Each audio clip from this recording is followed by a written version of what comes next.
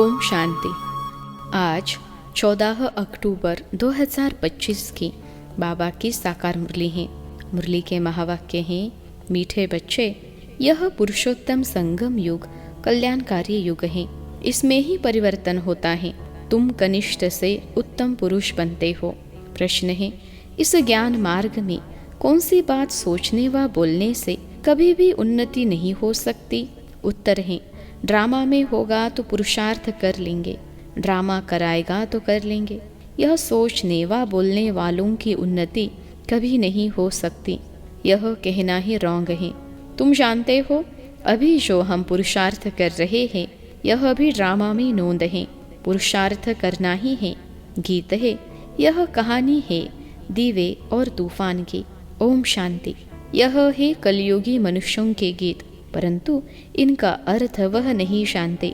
यह तुम जानते हो। तुम हो अभी पुरुषोत्तम संगम युगी। संगम युग के साथ पुरुषोत्तम भी लिखना चाहिए।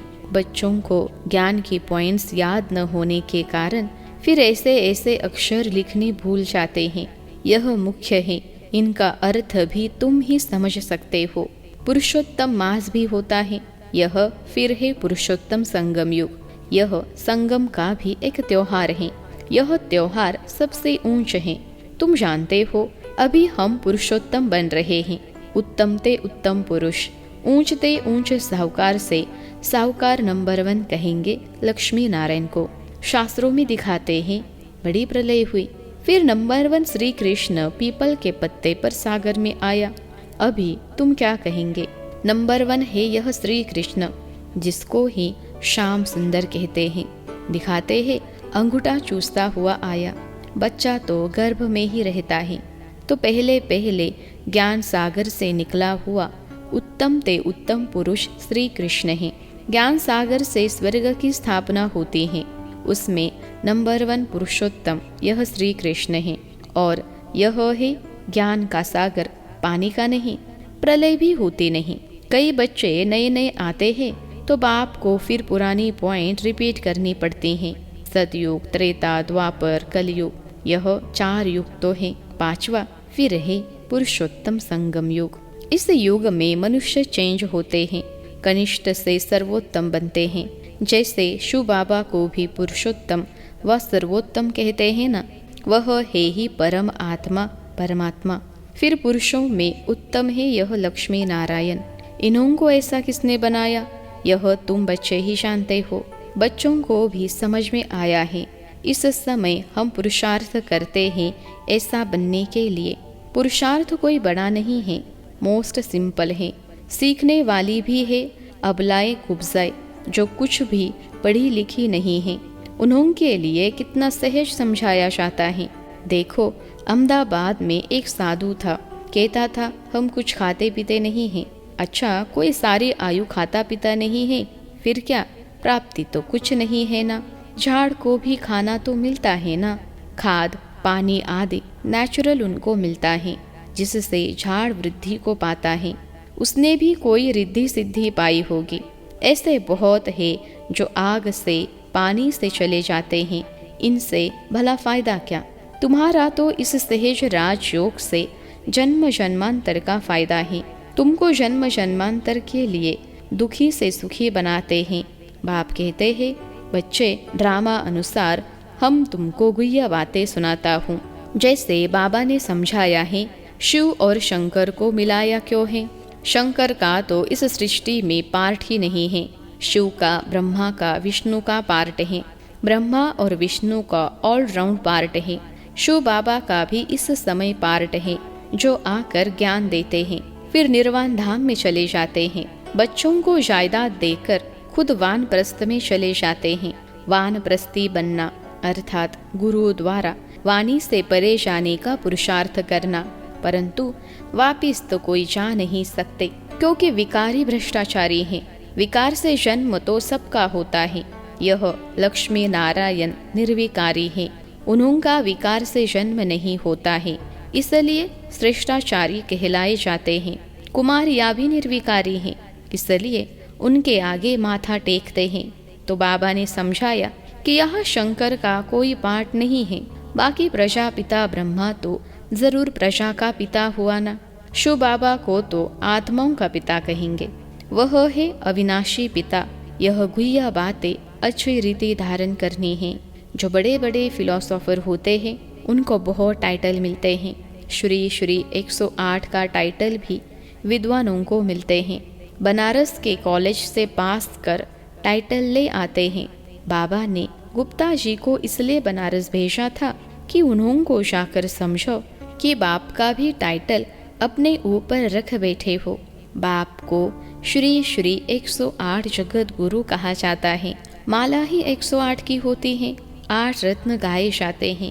वह 5 वेद ऑनर होते हैं, इसलिए उनको जपते हैं। फिर उनसे कम 108 की पूजा करते हैं। यज्ञ जब रचते हैं तो कोई 1000 बनाते हैं, कोई 10,000, कोई 50,000, कोई लाख भी बनाते हैं। मिट्टी के बनाकर फिर यज्ञ रचते हैं। जैसा जैसा सेठ अच्छे से अच्छा बड़ा सेठ होगा तो लाख बनाएंगे। बाप ने समझाया है, माला तो बड़ी है ना, 16,108 की माला बनाते हैं। यह तुम बच्चों को बाप बैठ समझाते हैं। तुम सभी भारत की सेवा कर रहे हो बाप के साथ। बाप की पूजा होती है तो बच्चों की भी पूजा होनी चाहिए। यह नहीं जानते कि रुद्र पूजा क्यों होती है। बच्चे तो सब शिव बाबा के हैं। इस समय सृष्टि की कितनी आदमशुमारी है, इसमें सब आत्माएं शिव बाबा के बच्चे ठहरे ना, परंतु मददगार सब नहीं होते। इस समय तुम जितना याद करते हो उतना ऊंच बनते हो, पूजन लायक बनते हो। ऐसे और कोई की ताकत नहीं जो यह बात समझाए, इसलिए कह देते ईश्वर का अंत कोई नहीं जानते। बाप ही आकर समझाते हैं। बाप को ज्ञान का सागर कहा जाता है तो जरूर ज्ञान देंगे ना। प्रेरणा की तो बात होती नहीं। भगवान कोई प्रेरणा से समझाते हैं क्या? तुम जानते हो उनके पास सृष्टि के आदि मध्य अंत का ज्ञान है। वह फिर तुम बच्चों को सुनाते हैं। यह तो निश्चय है। निश्चय होते हुए भी फिर भी बाप को भूल जाते हैं। बाप की याद यह है पढ़ाई का तंत्र। याद की यात्रा से कर्मातीत अवस्था को पाने में मेहनत लगती है।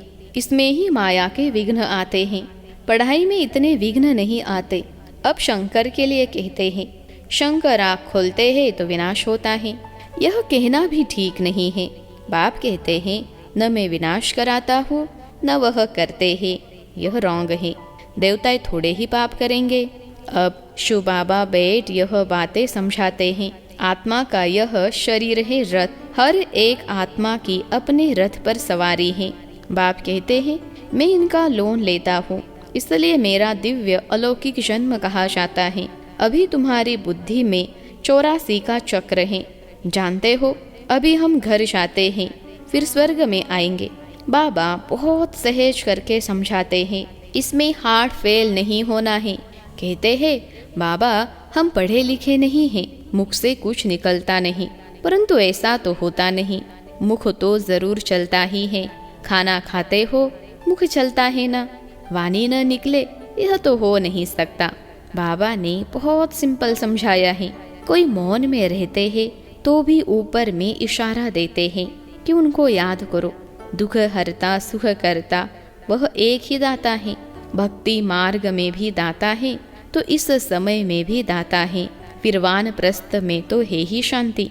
बच्चे भी शांति धाम में रहते हैं। पार्ट नूंधा हुआ है जो एक्ट में आता है। अभी हमारा पार्ट है विश्व को नया बनाना। उनका नाम बड़ा अच्छा है, हेविनली गॉड फादर। बाप रचयिता है स्वर्ग का। बाप नरक थोड़े ही रचेंगे। पुरानी दुनिया कोई रचते है क्या? मकान हमेशा नया बनाया जाता है। शिव बाबा नई दुनिया रचते हैं ब्रह्मा द्वारा। इनको पार्ट मिला हुआ है। यहाँ पुरानी दुनिया में जो भी मनुष्य है सब एक दो को दुख देते रहते हैं। तुम जानते हो हम हैं शिव बाबा की संतान। फिर शरीरधारी प्रजापिता ब्रह्मा के बच्चे हो गए एडॉप्टेड। हमको ज्ञान सुनाने वाला है शिव बाबा रचयिता, जो अपनी रचना के आदि मध्य अंत का ज्ञान सुनाते हैं। तुम्हारी एम ऑब्जेक्ट ही है यह बनना। मनुष्य देखो कितना खर्चा कर मार्बल आदि की मूर्तियां बनाते हैं। यह है ईश्वरीय विश्वविद्यालय वर्ल्ड यूनिवर्सिटी। सारी यूनिवर्स को चेंज किया जाता है। उन्होंने जो भी कैरेक्टर्स है सब आसुरी, आदि मध्य अंत दुख देने वाले हैं। यह है ईश्वरीय यूनिवर्सिटी। ईश्वरीय विश्वविद्यालय एक ही होता है जो ईश्वर आकर खोलते हैं, जिससे सारी विश्व का कल्याण हो जाता है। तुम बच्चों को अब राइट और रॉन्ग की समझ मिलती है, और कोई मनुष्य नहीं जो समझता हो। राइट रॉन्ग को समझाने वाला एक ही राइटियस होता है, जिसको ट्रूथ कहते हैं। बाप ही आकर हर एक को राइटियस बनाते हैं। राइटियस बनेंगे तो फिर मुक्ति में जाकर जीवन मुक्ति में आएंगे। ड्रामा को भी तुम बच्चे जानते हो। आदि से लेकर अंत तक बाड़ बजाने नंबरवार आते हो। यह खेल चलता ही रहता है। ड्रामा शूट होता जाता है। यह एवर न्यू है। यह ड्रामा कभी पुराना नहीं होता है, और सब नाटक आदि विनाश हो जाते हैं। यह बेहद का अविनाशी ड्रामा है। इसमें सब अविनाशी पाठधारी हैं। अविनाशी खेल व मांडवा देखो कितना बड़ा है। बाप आकर पुरानी सृष्टि को फिर नया बनाते हैं। वह सब तुमको साक्षात्कार होगा। जितना नजदीक आएंगे फिर तुमको खुशी होगी। साक्षात्कार करेंगे, कहेंगे अब पाठ पूरा हुआ। ड्रामा को फिर रिपीट करना है। फिर नए सिर पाठ बजाएंगे जो कल्प पहले बजाया है। इसमें जरा भी फर्क नहीं हो सकता है। इसलिए जितना हो सके तुम बच्चों को ऊंच पद पाना चाहिए। पुरुषार्थ करना है, मूंझना नहीं है। ड्रामा को जो कराना होगा वो कराएगा, यह कहना भी रॉन्ग है। हमको तो पुरुषार्थ करना ही है। अच्छा, मीठे मीठे सिखलते बच्चों प्रति माता पिता बाप दादा का याद प्यार और गुड मॉर्निंग। रूहानी बाप की रूहानी बच्चों को नमस्ते। हम रूहानी बच्चों की सिखलते रूहानी माता पिता बाप दादा को याद प्यार, गुड मॉर्निंग और नमस्ते बाबा नमस्ते। धारणा के लिए मुख्य सार पहली पॉइंट है, पढ़ाई का तंत्र यानी सार बुद्धि में रख याद की यात्रा से कर्मातीत अवस्था को पाना है। ऊंच पूजनीय बनने के लिए बाप का पूरा पूरा मददगार बनना है। दूसरी पॉइंट है, सत्य बाप द्वारा राइट रॉन्ग की जो समझ मिली है उससे राइटियसपन जीवन बंध से छूटना है। मुक्ति और जीवन मुक्ति का वर्षा लेना है। आज का वरदान है, आपस में स्नेह की लेन देन द्वारा सर्व को सहयोगी बनाने वाले सफलता मूर्त भव। आपस में स्नेह की लेन देन द्वारा सर्व को सहयोगी बनाने वाले सफलता मूर्त भव। अभी ज्ञान देने और लेने की स्टेज पास की, अब स्नेह की लेन देन करो। जो भी सामने आए, संबंध में आए तो स्नेह देना और लेना है। इसको कहा जाता है सर्व के स्नेही व लवली। ज्ञान दान अज्ञानियों को करना है, लेकिन ब्राह्मण परिवार में इस दान के महादानी बनो।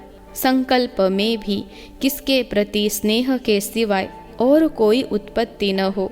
जब सभी के प्रति स्नेह हो जाता है तो स्नेह का रिस्पॉन्स सहयोग होता है, और सहयोग के रिजल्ट सफलता प्राप्त होती है। आज का स्लोगन है, एक सेकंड में व्यर्थ संकल्पों पर फुल स्टॉप लगा दो, यही तीव्र पुरुषार्थ है। एक सेकंड में व्यर्थ संकल्पों पर फुल स्टॉप लगा दो, यही तीव्र पुरुषार्थ है। मातेश्वरी जी के अनमोल महावाक्य। आजकल मनुष्य मुक्ति को ही मोक्ष कहते हैं। वो ऐसे समझते हैं जो मुक्ति पाते हैं वो जन्म मरण से छूट जाते हैं। वो लोग तो जन्म मरण में न आना इसको ही ऊंच पद समझते हैं, वही प्रारब्ध मानते हैं। जीवन मुक्ति फिर उसको समझते हैं जो जीवन में रहकर अच्छा कर्म करते हैं। जैसे धर्मात्मा लोग हैं उनको जीवन मुक्त समझते हैं। बाकी कर्म बंधन से मुक्त हो जाना वो तो कोटों में से कोई विरला ही समझते हैं। अब यह है उन्होंने अपनी मत, लेकिन हम तो परमात्मा द्वारा जान चुके हैं कि जब तक मनुष्य पहले विकारी कर्म बंधन से मुक्त नहीं हुआ है तब तक आदि मध्य अंत दुख से छूट नहीं सकेंगे। तो इससे छूटना यह भी एक स्टेज है। तो भी पहले जब ईश्वरीय नॉलेज को धारण करे तब ही ऊंच स्टेज पर पहुंच सके, और उस स्टेज पर पहुंचाने वाला स्वयं परमात्मा चाहिए, क्योंकि मुक्ति जीवन मुक्ति देते वह है। वो भी एक ही समय आए सबको मुक्ति जीवन मुक्ति दे देते हैं। बाकी परमात्मा कोई अनेक बार नहीं आते, और न कि ऐसा समझो कि परमात्मा ही सब अवतार धारण करते हैं। ओम शांति। अव्यक्त इशारे। स्वयं और सर्व के प्रति मनसा द्वारा योग की शक्तियों का प्रयोग करो। मनसा सेवा बेहद की सेवा है। जितना आप मनसा से, वाणी से स्वयं सैंपल बनेंगे तो सैंपल को देखकर स्वतः ही आकर्षित होंगे। सिर्फ दृढ़ संकल्प रखो तो सहज सेवा होती रहेगी। अगर वाणी के लिए समय नहीं है तो वृत्ति से, मनसा सेवा से परिवर्तन करने का समय तो है ना। अब सेवा के सिवाय समय गंवाना नहीं है। निरंतर योगी, निरंतर सेवाधारी बनो। यदि मनसा सेवा करना नहीं आता तो अपने संपर्क से, अपनी चलन से भी सेवा कर सकते हो। अच्छा, ओम शांति।